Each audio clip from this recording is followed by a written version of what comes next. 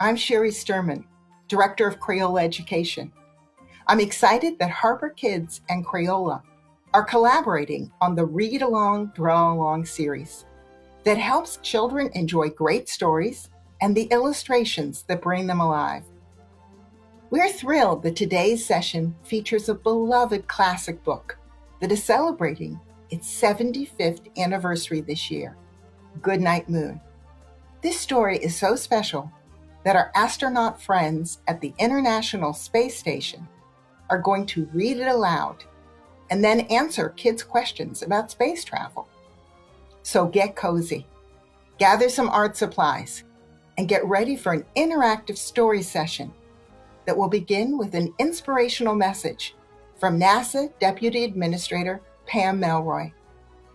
Pam, please introduce yourself. We're eager to hear how creativity and a sense of wonder have guided your career path. Hello, everyone. My name is Pam Melroy, and I have the honor of serving as NASA's Deputy Administrator. The moon is in our sights, and it's shining bright. We have science missions there now, and soon we're sending humans back to it. We're committed to establishing a long-term presence at the moon and beyond. Artemis 1 is the first in a series of complex missions that will help us learn to live and work at the moon and help us learn to go farther, to Mars and beyond. This uncrewed test is taking us farther than a spacecraft built for humans has ever traveled before. My dream of working for NASA started with the Apollo program, when I saw humans working to get to the moon and then actually doing it. It sparked my passion for exploring and seeing what others have not yet discovered. Our interests take root when we are kids. I'd like to thank my parents and the teachers and role models in my life who helped nurture my curiosity.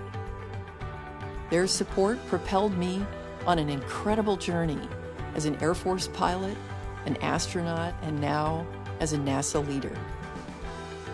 Just as the Apollo missions did for my generation, we hope that Artemis ignites your curiosity and drives your passion to explore.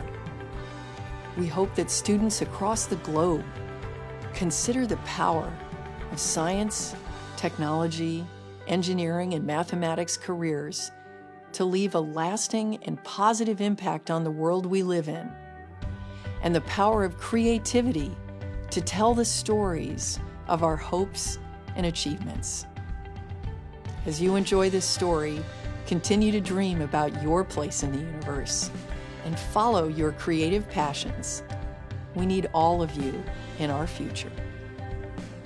While we still have a ways to go to complete our Artemis missions, as we fly by the moon, we reflect on the inspiration and scientific promise that our nearest celestial neighbor holds, and the importance of your dreams to help us get there. We would like to collectively say, good night, moon. Good night, stars. We'll see you again soon as we send humans back to the moon and build the knowledge and know-how we need to venture even further into the solar system. Thank you, Pam, for sharing your inspirational story. I love your message that every child can build leadership skills and that curiosity helps their inner star shine. Now let's travel to outer space to join one of the NASA astronauts on board the International SpaceStation. Welcome, Dr. Tom Marshburn, to the Read Along, Draw Along program. We're excited that you're going to read Goodnight Moon while you are much closer to the moon than we are down here on Earth. First, before you start the story, please introduce yourself and tell us where you are. Hello, my name is Tom Marshburn, and I'm an astronaut living and working aboard the International Space Station. This is a spacecraft about the size of a 5-bedroom house, orbiting 250 miles high, traveling 17,500 miles per hour around the Earth. So fast that we circle the Earth every 90 minutes. Still, we're close enough to be seen from Earth, and we look like a bright star moving across the sky. We get to see spectacular views of the Earth, but we also love to gaze at the beauty of the moon and our universe. But NASA's getting ready for Artemis 1, the first test of our new space launch system and the Orion spacecraft that will travel thousands of miles beyond the moon. This mission is helping us get ready to put the first woman and the first person of color on the moon's surface as we build the knowledge we need to go even further. I'm excited today to read a book that has inspired kids on Earth about our moon and encouraged them to explore the world around them for 75 years. Thank you, Dr. Marshburn, for showing us what it's like up there on the International Space Station, and for sharing NASA's plans for future space exploration. Now, let's dive into the story. Goodnight Moon by Margaret Wise Brown. Pictures by Clement Hurd. In the great green room, there was a telephone and a red balloon and a picture of the cow jumping over the moon, and there were 3 little bears sitting on chairs, and 2 little kittens and a pair of mittens, and a little toy house, and a young mouse, and a comb and a brush and a bowl full of mush, and a quiet old lady who was whispering, "Hush." Goodnight room. Goodnight moon. Goodnight cow jumping over the moon. Goodnight light in the red balloon. Goodnight bears and goodnight chairs. Goodnight kittens and goodnight mittens. Goodnight clocks and goodnight socks. Goodnight little house and goodnight mouse. Goodnight comb and goodnight brush.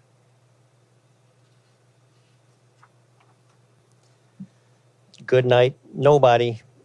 Goodnight mush. And good night to the little old lady whispering, "Hush."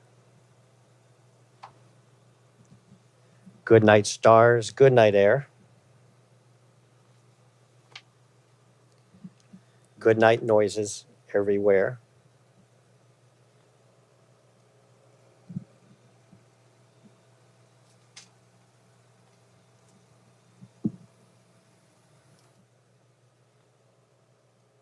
Thank you, Tom. Wow, what a fantastic way to hear this classic story. Closer to the moon than ever before. Goodnight Moon has been a special favorite story for 75 years, and this is the first time that it's been read from the International Space Station. To mark this special experience, we asked children to submit questions they want astronauts to answer. Hundreds of questions were sent in. It was difficult to pick a few that are going to be answered now. We are excited to hear Dr. Tom Marshburn and his colleague, astronaut Mark Vande, answer kids' questions. The first question is by Natalie G. from Pennsylvania. What do you do to pass the time when you aren't working on the ISS? Great question. I like to look out the windows. Looking out the windows, the views are incredible. I really like to read a lot, and one of my favorite things is to talk to my family back on the Earth. We are very well supported with the ability to make phone calls from up here. Thea W. From Kansas, who asks, when will we go to the moon again? Great question. Right now, there is the Space Launch System sitting on top of a launch pad. We're going to be testing it out, and soon we'll be launching that in the Orion spacecraft deep into space. We hope to go to the moon and bring the first crew soon in the next few years to the moon and even land on the moon here in the next decade. Ashlyn B. from Michigan asks, can you see color in space? How would it look if you drew on a piece of paper? Would the colors look the same as on Earth? Yes, absolutely. We can see colors in space. Our eyes work just the same. Of course, we're in air up here. And when I look out the window, I'm looking from an air environment out the window into space. But it's very much like when you look up into space and see stars. Of course, you can see mildly different colors because a lot of brightness. But as you can see around us, we've got lots of different colors. Tom and I are dressed in kind of drab colors. Both of us are wearing gray, but we've got lots of flags behind us. You can see colors in there. And when we look out the window, like I mentioned earlier, we can see the colors of the ocean and the deserts and all the shades of different browns, and the full moon shining on the terrain is beautiful. And then with city lights at night and the orange of those lights, so many different colors are a joy for us to see up here. So I'm very, very happy that we can see colors in space. Rocco M. from Iowa is asking, if you didn't become an astronaut, what would you have wanted to be? I would have loved to have been a teacher. That was a potential career for me. I also was very interested in using my physics background to get involved in production of alternate forms of energy, because we're going to need energy and we've got to find a renewable way to get that. That's inexpensive enough for people to want to use it. So those are very appealing things to me. Also, I especially, even after flying, I have a lot of concern about our environment. So any job that's associated with helping us live more sustainably in the future is something I was interested in, and I might be even more motivated about it now that I've been able to look back on our beautiful planet from space. Caleb W. from Maryland asks, what do stars look like in outer space? Stars look a bit like they do on Earth. If you went out into a field away from a big city on a cold winter night with no clouds, just bright and brilliant, you can see so many stars, and almost there are countless stars there. However, in space, when we see them, they don't twinkle. There's no atmosphere for the starlight to go through. So they're just direct, steady points of light, and quite fascinating and absolutely beautiful. Grayson B. from Missouri asks, what is it like to float in space? I think the closest way to describe, so if I'm not touching any surfaces, or like Tom is right now, not touching any surfaces, then it's kind of like being in a pool, where for us right now, the only thing that's touching us is our clothes and our and the air. If you're in a pool, the only thing that's touching you is the water and your swimming suit. So that's the closest analogy I can make. What I would say the best part about it here, though, is the complete freedom of motion. We have a lot of fun doing flips like Tom and I are doing right now. Thank you, astronauts Tom and Mark. And thank you to the many children around the country who submitted questions. And now let's see how Crayolian James Wells and his daughter Ava are using the Goodnight Moon story and what we've just heard from the astronauts to create some night sky and moon art. Inspired by Goodnight Moon, we're going to create a night sky view seen from our backyard. Ava and I will use a variety of materials, and Ava will share with us what materials we'll be using today. We will be using a marker, crayons, and we'll use some scissors and glue and construction paper. Great, thank you, Ava. So we'll start with black construction paper as our background. Then next, we will add some sparkling stars and a big, bright moon. Now, for the moon, we'll use crayons to illustrate the moon here on the paper. Now, there are 8 phases of the moon, but we're going to draw the full moon for today's activity. So what we'll do is we're going to start illustrating our moon now. We'll use white for a majority of the moon, and we'll use gray to add in some of the details that we see here on the moon. So Ava, you want to go ahead and get started? Yes. All right, let's start. So we're going to draw this on our page, but friends, of course, you can decide where you would like to place the moon in your background. And then, of course, you can decide whatever color you want to be creative with to illustrate your moon. But again, we're going to use white and gray for our details. So we're going to go ahead and get started.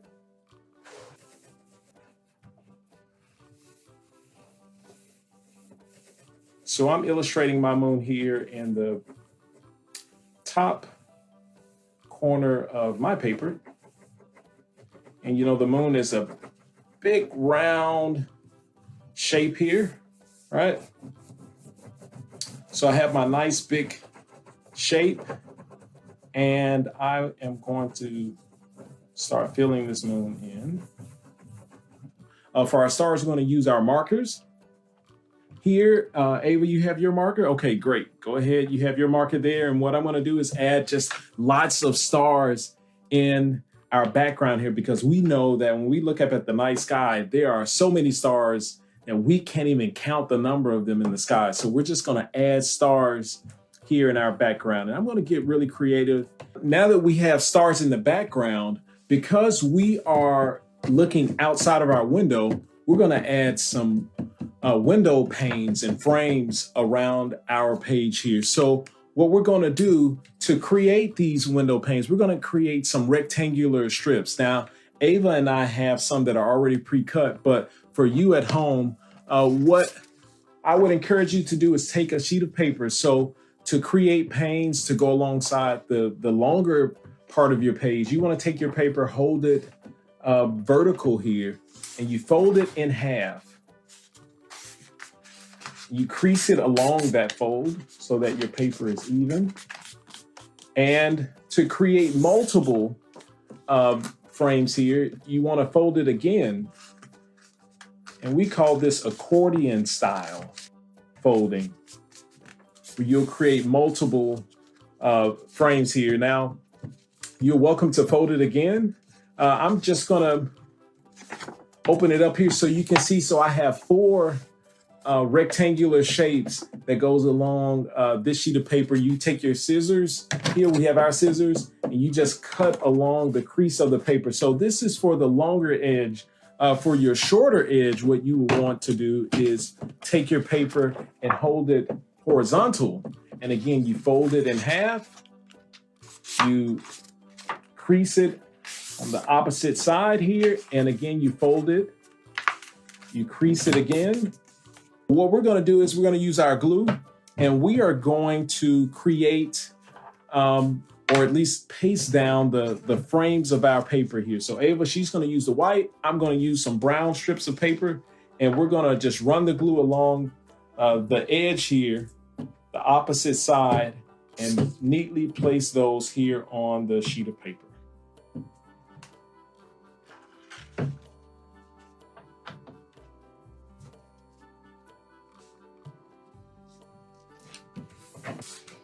This completes our work of art. Thank you, Ava. And friends, you can continue adding to your piece by including or drawing things like trees, an airplane, you may see a fence, street lights, or even lightning bugs. Whatever you decide to do, we cannot wait to see what you create. Thank you, James and Ava, for sharing art ideas inspired by Goodnight Moon. While you finish up your artwork, I want to mention to teachers and parents that you can keep learning colorful and fun by staying connected to the organizations who brought you today's Read Along, Draw Along program. You can receive free resources in your email every month by signing up for newsletters and staying connected. We want to thank our friends at Harper Kids for celebrating the 75th anniversary of Goodnight Moon with us. And special thanks to NASA and the International SpaceStation for providing this incredible opportunity to learn more about space exploration and STEAM careers. Thank you, James and Ava, for inspiring young artists' creativity and curiosity. And very special thanks to all our viewers who joined us. Goodbye, everyone. Good night, Moon.